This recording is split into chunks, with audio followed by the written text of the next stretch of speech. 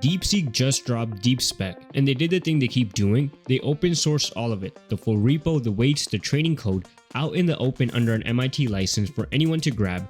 And the timing matters because this lands right in the middle of a bigger split between the closed labs and the open ones. One side keeps locking things down, the other keeps giving everything away. And zhipu.ai is pushing the same direction. There's a talk, a new model from GLM matches Mythos level performance, so let's get into it. Right now the AI space is basically split in two. On one side you got the frontier labs, and a lot of what they have been shipping lately has been getting locked down, restricted, or pulled. Fable 5 and Mythos 5 access got suspended after an export control directive, and then GPT 5.60, the new model from OpenAI launched a couple of days ago, is sitting behind restrictions too. The pattern is the same every single time. A model comes out, it's impressive, and then access is restricted. Sometimes it's regulations, sometimes it's safe review, sometimes it's just how the business is moving forward, but the direction is pretty much the same every single time. The closed source labs are obviously less open. And then there's the other side, because while that's happening, DeepSeek just dropped a research paper and a full open source repo for something called DeepSpec. And it's the opposite of locking things down. They didn't just release the idea, they also released the train checkpoints, the training code, the evaluation scripts, all of it under an MIT license, which is as open as it gets. Now what DeepSpec actually does is a bit technical, but I'm going to try my best to explain what they do.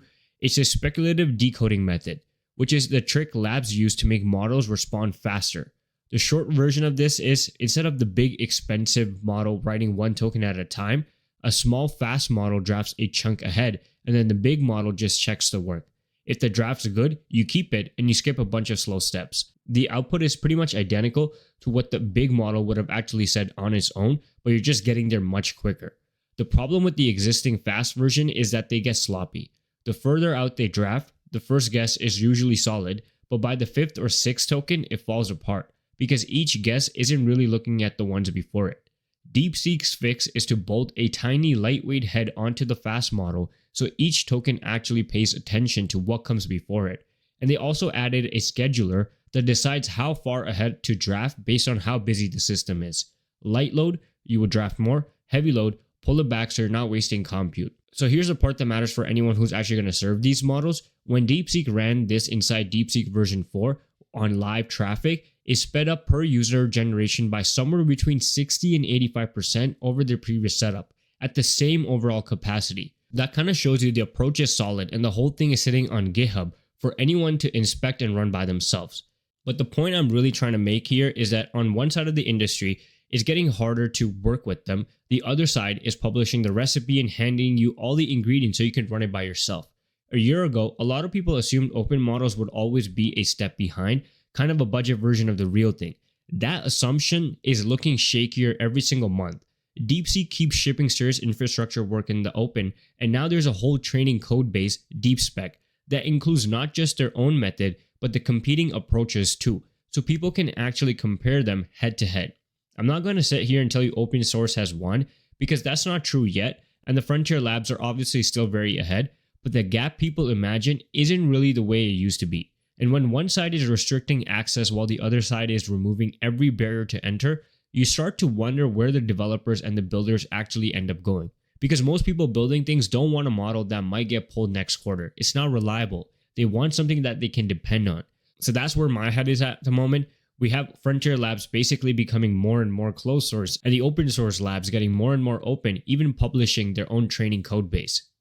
Before we continue, we just launched the Universe of AI newsletter. If you want to stay on top of AI news without having to hunt for it, link is in the description. Don't miss out.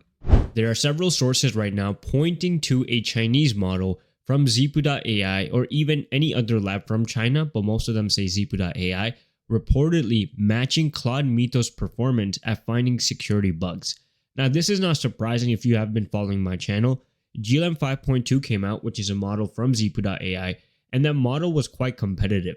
It beat many of the frontier labs, especially like their older models like GPT 5.4, as well even Gemini 3.1 Pro and all of them, and was on par with their latest model GPT 5.5 as well Opus 4.8. Now this model was expected to just be an open source model that was, maybe on par, but in some benchmarks it also overtook the frontier labs.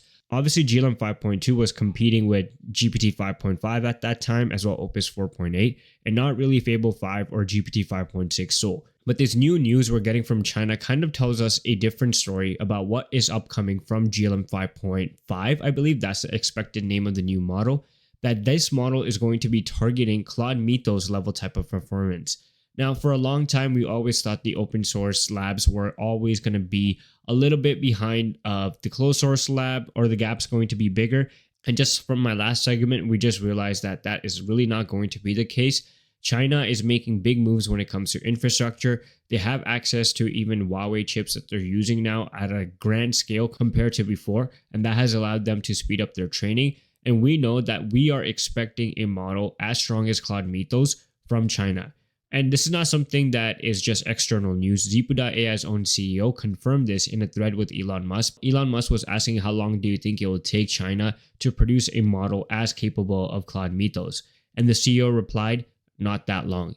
And it clearly looks like that they are cooking something. And now their expectations, they're still a little bit low, 14% chance that a Chinese company will have the best AI model by the end of this year. Now, if this was 2025 and I kind of said that statement, I think a lot of us watching this channel or even like listening to AI news would be like, no, that's not happening. That's not really going to be the case. But based off what we are seeing right now and based off the development, especially in the open source community, that has become very much possible. By December, me personally, I don't think it'll be the best model, but it will probably be in the first, second, or third place, because already GLM 5.2, in my opinion, sits at about third place. We obviously have the models from OpenAI and Anthropic that are fighting between 1 and 2, but GLM 5.2 has basically overtaken Gemini's whole position. Gemini was supposed to be a model that if you didn't like OpenAI or Anthropic, you would use Gemini, but now that is not really the case. Now most people are going to be using open source models like GLM 5.2, DeepSeek version 4, but all of this is going to become much more amplified now because of all the restrictions being placed on the new models coming from OpenAI and Anthropic. If that continues to happen in 2026, even though the open source labs might not have the best model, quote unquote, like the number one model, if they have a model that is on par or kind of producing similar outputs, for most people, that will do. Most developers now have a strong incentive to adopt open source models because of the cost, number one, because the cost of the new models from the frontier labs keeps going up. And number two, just the reliability. Open source models are going to become more reliable, as it seems now, compared to the closed source lab, because now you never know what restrictions are going to be placed on the closed source labs. Could it be identity verification? Could it be restrictions about location? Could it be that the model completely gets pulled like Fable 5? You never know. But if you have an open source model with an MIT license, you can have that running on your own infrastructure. Obviously, the main concern is the infrastructure cost of running your own model. But I think for most people in the long run, that might become the more efficient method than relying on closed source labs. But that's it for today's video. Make sure you guys are subscribed to the channel. Follow our new newsletter as well at universeofai.beehive.com. As well, subscribe to the main channel World of AI and support us on X by following the Universe of AIZ as well. Until then, I'll see you guys in the next video.